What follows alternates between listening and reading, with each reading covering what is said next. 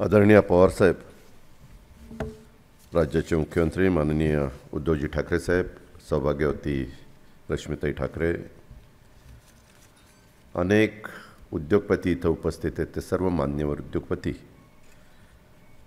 लोकप्रतिनिधी, ज्यांच्या विनंतीला मान देऊन आपण सगळेजण इथं आलात, ते संस्थेचे चेअरमन माननीय राजेंद्रजी पवार, संस्थेचे सर्व सन्माननीय पदाधिकारी, सर्व निमंत्रित पत्रकार मित्र, बंधू भगिनींनो, माझ्या तरुण मित्रांनो, थोडासा उशीर झालेला आहे, त्याच्यामुळे मी जास्त काही बोलणार नाही. आपण ज्या काही फिल्म दाखवल्यात त्याच्या निमित्तानं साधारण गेल्या 50 वर्षामध्ये कृषी विकास प्रतिष्ठान, विद्या प्रतिष्ठान आणि ह्या वेगवेगळ्या संस्था ज्या आदरणीय पवार साहेबांनी उभ्या केल्या त्याच्याबद्दलची माहिती आपण सगळ्यांनी घेतलेलीच आहे.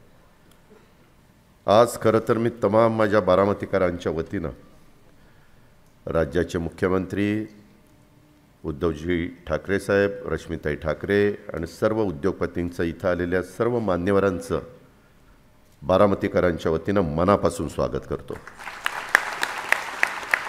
मला काही अडचण होती मुख्यमंत्री महोदयांना येण्याच्याकरता, परंतु आम्ही फारच सर्वांनी आग्रह केला आणि त्यामुळे मुख्यमंत्री आले. त्याबद्दल मी त्यांना मनापासून धन्यवाद देतो, त्यांचे मनापासून आभार देखील मानतो. आज धनत्रयोदशी, 2 दिवसांनी दिवाळी आहे आणि आजची धनत्रयोदशी आणि येणारी दिवाळी आपल्या सगळ्यांच्या जीवनामध्ये सुख, शांती, समृद्धी, समाधान, आनंद, उत्तम आरोग्य घेऊन येऊ अशा प्रकारच्या शुभेच्छा मी आपल्या सर्वांनाच देतो. येतानाच विमानतळावरून येत असताना मी 20 मिनिटामध्ये त्या दोघांना बारामतीची साधारण माहिती देण्याचा प्रयत्न केला. मुख्यमंत्र्यांची ही दुसरी ट्रिप आहे, दुसऱ्यांदा राज्याचे प्रमुख म्हणून ते ह्या भागामध्ये आलेले आहेत आणि ताई तर पहिल्यांदाच आलेले आहेत. अनेक मान्यवर उद्योगपती अनेकदा वेगवेगळ्या कार्यक्रमाच्या निमित्तानं त्यांनी बारामतीला भेटी दिलेल्या आहेत. कशा पद्धतीनं बारामती बदलत गेली, शिक्षणाच्या बाबतीमध्ये देखील कसे आमूलाग्र बदल इथं होत गेले. ज्यांच्या घरामध्ये शिक्षण कधी पाहायला मिळालं नाही अशांची मुलं मुली हे कसं दर्जेदार शिक्षण घ्यायला लागले आणि समाजातल्या सर्व घटकाच्या करता करण्याचा प्रयत्न पवारसाहेबांनी या निमित्तानं केला आणि त्याला सर्वांनी साथ दिली, म्हणून इथपर्यंतचा टप्पा आपण पार पाडला आहे. आज देखील हे दोन्ही सेंटर उभी करत असताना खूप काही वेगवेगळ्या अडचणी आल्या, ज्याचा उल्लेख आमचे बंधू राजेंद्र पवारांनी केला, परंतु त्याच्यात खूप जणांचं योगदान आहे. खूप जणांनी कष्ट घेतले, मेहनत घेतली, वेळ दिला आणि त्याच्यामुळे हे सगळं उभं राहिलेलं आहे. आता ज्या उद्देशाने हे सगळं उभं केलेलं आहे तो देखील उद्देश चांगल्या प्रकारे सफल झाला पाहिजे. आत्ताच मला मुख्यमंत्री म्हणत होते की हे इनोव्हेशन सेंटर, इन्क्युबेशन सेंटर हे आपल्याला अधिक कसं वेगवेगळ्या भागामध्ये करता येईल ह्याबद्दलचा प्रयत्न हा झाला पाहिजे. ते त्यांच्या भाषणामध्ये त्याच्याबद्दल अधिक विस्तृतपणे बोलतील. मी त्याबद्दल अधिक बोलून आपला सगळ्यांचा वेळ घेऊ इच्छित नाही, पण एक गोष्ट खरी आहे की हे सगळं करत असताना आजच मी आमच्या बंधूंचं भाषण ऐकत होतो. दिवाळीचा सण होता आणि आज गाडी इतकी जोरात होती की काय मला कळलंच नाही. समोर मी बसलोय, साहेब बसलेत, सुप्रिया बसलेत, पण बाबा थांबायलाच तयार नव्हता. अरे म्हणलं बाबा, आपल्याकडनं कामं कुणाकडनं करून घ्यायची असेल तर पार त्याचा उभं आडवं करून त्याच्याकडनं कसं काम होणार. काम थोडं गोड बोलून, थोडं गोंजरत एखादा चिमटा काढत पण सारखे इकडे चिमटे आलं. म्हणलं काय झालंय काय आज, पण जाऊ दे, आता जास्त बोलत नाही कारण दिवाळीचा सण आहे, मोठे बंधू पडतात त्याच्यामुळं. पण जे काही नोंद घ्यायची ते बंधुराज घेतलेली आहे एवढंच सांगतो.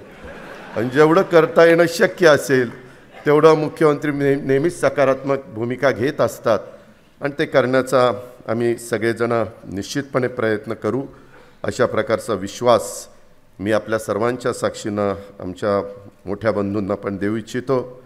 इथून पुढच्या काळामध्ये एकंदरीतच आज उद्घाटन होत असलेले आहे दोन्ही सेंटरच्या माध्यमातून आपलं विद्यार्थी युवकांच्यामध्ये ज्ञान विज्ञान तंत्रज्ञानाची आवड निर्माण करू शकलो आणि आजूबाजूच्या घडणाऱ्या गोष्टींकडे असं का घडलं या नजरेतनं पाहण्याची सवय निर्माण करू शकलो तर ते मोठं यश राहणार आहे असं मला वाटतं आणि त्याच्यामुळं हे इनोव्हेशन सेंटर महत्त्वाची भूमिका बजावेल अशा प्रकारचा विश्वास मी ह्या निमित्तानं व्यक्त करतो.